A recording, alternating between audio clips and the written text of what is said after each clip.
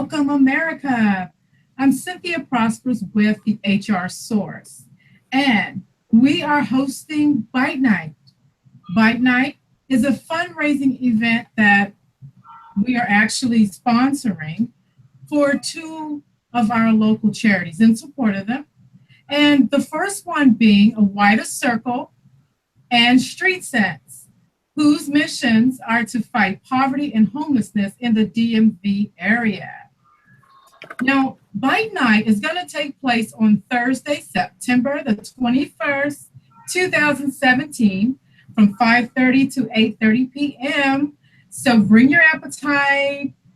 Bite Night will feature local and upcoming chefs who will prepare tasty meals and appetizers, actually, so that they can demonstrate their amazing culinary skills, as well as it will also feature entertainment, wine tasting, as well as an open bar, and silent and a live auction, and original art produced by local artists. So please help make a difference in a homeless person's life by joining at Bite Night. Join us there. And we want you to remember something. One, we're going to talk about from A Wider Circle. That A Wider Circle, as a matter of fact, is founded by Dr. Mark Bergel, who is joining us today. And it is poised to be a major part of the national movement to bring about an end to poverty for one individual and one family at a time. Welcome, Mark. Hello, welcome, Eric. Thank you. You're welcome. Thank you for joining us. And second, Street Sense offers economic opportunities to people experiencing homelessness through media that elevates voice and encourages debate on poverty and injustice. And the executive director that we have from Street Sense today with us is Brian Carome. Welcome, Brian. Thanks so much, Cynthia. It's good to be here. Awesome. Well, guys, I just want to ask you a few questions, if you would just engage us here for a minute. First, Mark, you have a slogan. It says, homelessness is not the problem. Homelessness is a result of the problem. An example of that would be? Sure. Well, I don't know if I would say that's a slogan we have. It's something I've said about homelessness because I do believe that it is a symptom of the lack of connection with which we live each day, that we do not see ourselves as intimately interconnected, which is, by the way, how we exist. And so because we see ourselves as separate beings, I believe we restrict our compassion to those few nearest us. And what that does is it allows us to see people who are suffering and not commit to that. And so I think homelessness is an example of what can happen when we don't see one another as brothers and sisters, that we can allow people for whatever reason that they are not able to find stable housing, that we let it stay that way, much as an extension of poverty, that we allow people to stay in poverty. I believe what's going on here is we're just living too small and we're not seeing each other as connected. As if we really saw the way we existed, we would know how connected and interconnected we are. And so that's what I mean by that. Wow. Thank you, Mark. That's powerful. That's powerful. Thank you so much. Now, Brian, your statement, it says Street Sense elevates voices on poverty issues and creates economic opportunities, for people experiencing homelessness. What do you mean by that? Sure. So we're about giving voice to persons who are too often left out of the conversation. So we produce media across the whole array of platforms. People probably know us best for our newspaper, which is distributed in the DC metro area. And half the content of the newspaper is written by men and women who are homeless. So they have a chance to speak directly to the community. And over the last couple of years, we've really expanded so that they can also do that through audio podcasts, through photography, through theater workshops, and through film, giving men and women who have experienced homeless or who are currently homeless a chance to tell their stories, to express their opinions, and to reach the wider community. And in terms of providing economic opportunities, we also do that through a couple of different ways. The best known is through the newspaper, where men and women who are homeless can become vendors, independent contractors with us, entrepreneurs, self-employed individuals who buy the newspaper from us and then turn around and sell it to the public and keep 100% of the money they earn doing that. They also do that, earn income these days by selling their photography, by participating in theater events and in film events that we do as well. Wow, that's awesome. That's very powerful as well. And it's great what you all are doing in the community.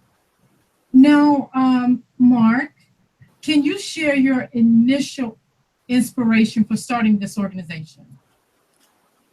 Yeah, it was Barbara and Carlton and Maddie, Michelle. It was people whose homes I visited when I was volunteering, and I would bring food to people. That was a volunteer job I had back in early 2001. I was tasked with bringing food to people who were in need of emergency food over a given weekend. And when I would go into their homes with this food, I would see that not only did people have no food, but they had no beds or dressers or tables or chairs, couches, coffee tables. They basically had fewer than 5 possessions each. Yet those individuals I mentioned were so gracious and kind. And so this combination of seeing people suffering and living in such scarcity, and yet feeling the humanity that I felt when I was in their homes, really stirred me into doing this. And it literally was pulling over on the side of the road after leaving one of their homes and saying that it's not okay. I cannot just contribute to this as a volunteer.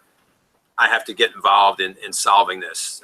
As they told me about their lives and they shared how their son had been killed, or other things that happened to their children and their siblings and their parents that were just not okay. We would not accept them as part of daily life in other parts of this region. And so that is what inspired me to start a wider circle. Wow, thank you so much. Thank you so much. Wow. Brian, for you, what was your initial inspiration for just street sets? What was your initial inspiration for just? Sure. So I'm not the founder of the organization, but I know the founders very well. And it was at a time when homelessness was really ever present in the city, where panhandling was a real problem. And they saw folks who, panhandling is a very undignified way to try to eke out a little bit of income. But it's also hard work. It's not easy to do that. It takes a lot of courage. And they said, what if we gave them something that they could sell, and not only something that they could sell, but something they could first create and then sell. And the street newspaper, it had been a model that had been expanding around the country at the time. Street newspaper started in the mid-'80s in New York City and has since expanded around the world. It gives folks an opportunity to work for themselves and to take pride in what they're doing. And we work very hard with them to deliver a newspaper that they can feel proud about selling, and that it's a product that customers want. And it gives them a chance to earn a living and to put their hard work to use, and to hopefully step further into the economy and towards something even more stable than what we can offer here. Wow, thank you so much.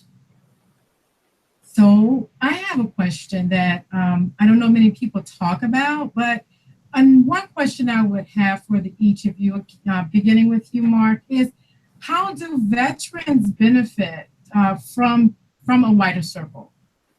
Sure, we serve probably 1,000 veterans a year, and they benefit in different ways. We have several programs. So some veterans benefit from our job training program. And so we've had veterans come in and participate in our version of a boot camp, which is a little easier physically than the boot camps to which they may be accustomed. But it's job training, and it's Monday through Friday, 9 to 5. And so we've had veterans come in who didn't feel like they had a chance to get back into stable employment. And we've been very fortunate to work with them and help them find stable employment at a salary that was very high, actually, over $50,000 a year, which for somebody who wasn't working is a great step.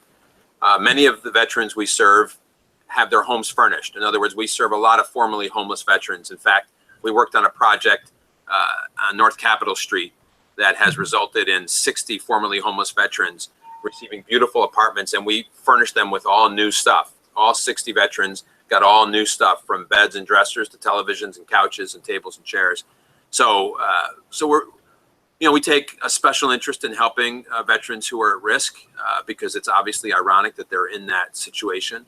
But those are two big ways that we've helped veterans, and we've done so for a dozen years, at least. Wow, thank you so much. Brian, now what about Street Sense and as it relates to veterans? How are you? So the economic opportunities we offer, the entrepreneurial opportunities, are really appealing to veterans, a chance for them to be their own boss, to work for themselves, and to really help determine their own futures. And the ethics that they got and the willingness to work really hard and towards certain goals really serves them very well in the opportunities we provide. And like the other folks who we work with, they appreciate the opportunity to be able to tell their stories. There's one of the folks who is the most active in our theater workshop is a veteran, and he is proud of his service, as he should be, and he wants to tell those stories and what that service meant to him, but also how he feels a bit betrayed having served his country and now now being left behind by the economy and finding himself homeless. Wow, and a lot of people may not know that, like you said.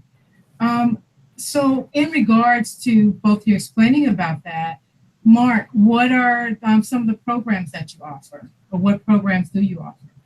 Sure. So we have 5 programs, and they kind of follow Maslow's hierarchy of needs in some ways. In other words, the first thing we do, for which we're fairly well known, is furnishing homes. We provide beds and dressers and tables and chairs and sheets and towels and dishes and pots and pans and everything you need to transform an empty apartment into a fully furnished home. And so we provide all those items free of charge to about 16,000 children and adults per year. And then we do job training, because obviously it's hard. I don't know if I've ever seen an adult get out of poverty and become kind of independent without a job. And so we do intensive job training, and we serve about 2,500 adults through job training, young adults, mid adults, and older adults. And we do a lot of different things in that job training. We provide professional clothing, we do boot camps, we have job coaches for anybody who wants one, we do resume work and kind of educational sessions. The third program is called Wraparound Support, where we match a family that is living in poverty with 4 families that are not living in poverty that want to commit to at least 2 years of working together. So all 5 families have to be ready for a 2-year commitment, where they have this egalitarian relationship where they have to meet as a group. Some people can't meet without other people, and they kind of look at what's happening in terms of employment and education, housing and finances and health and wellness for the family. And that's an exciting program of just really increasing the social capital of people who live in poverty. One of the issues is not having social capital, right? Not having a network of people who can provide employment opportunities, or who, it's the notion of who you know more than what you know. And so that program really increases the who you know for people who live in poverty. And then we have a restorative health program, because mental health issues are a major challenge for families or individuals trying to rise out of poverty. And so we have a licensed psychologist who heads a team of health professionals that work in all of our programs to provide what we call restorative health. And then finally, we do all of that work, those 4 things, in neighborhoods. So we have 2 programs in low-income neighborhoods in Washington, D.C., where we do just basically comprehensive holistic services for the folks there. And by being in the neighborhoods, we help to eliminate the obstacles that exist for some families as they try to access resources and services. Wow, thank you so much. Thank you. And for you, Brian, what are the programs that you all offer? So our largest program is the vending program, which provides folks with immediate access to employment. Someone can walk off the street. We offer new orientations for new vendors every Tuesday and Thursday afternoon. No appointment necessary. You don't need a resume. There's not an application to fill out. And it's a chance for someone who otherwise is probably is finding themselves unemployable to get to work for themselves and become an entrepreneur. Being trained how to sell a newspaper throughout the metropolitan area, and that gives them a chance to put their willingness to work for their benefit. It also gives them an opportunity to begin to reconstruct a social network around themselves with their fellow vendors and the staff here, but more importantly with the customer base that they develop. And Mark has talked about this. Having that social network around yourself is a real integral part of moving forward in your life. They also can write for the newspaper, and we provide them with assistance to do that. We've been running a writer's workshop for the last 13 years. And more recently, as I said, we've expanded into new media platforms. We produce films, we produce new theater performances, we have a photography workshop, and we have a graphic design and illustration workshop, which gives folks across this wide array of platforms a chance to pick up usable job skills, and equally importantly, skills that allow them to communicate with others, to build that network around themselves, to build a sense of pride and accomplishment in what they're able to create and using their creativity. And then to use all that to connect with the community. And that's a second big half of our mission. We're about educating the public, educating this community about homelessness, how it affects all of us. Not just the folks who are themselves experiencing homelessness, but how it affects the entire community, how it detracts from the community. And through these media platforms, folks have a chance to connect with their neighbors. Wow, awesome. Thank you guys so much. It's been great. I look forward to seeing you at Bite Nite, and everyone else, come join us. Thank you so much, Mark. Thank you so much, Brian. It's been a pleasure, and we'll see you on the 21st. Thanks, it's been my pleasure.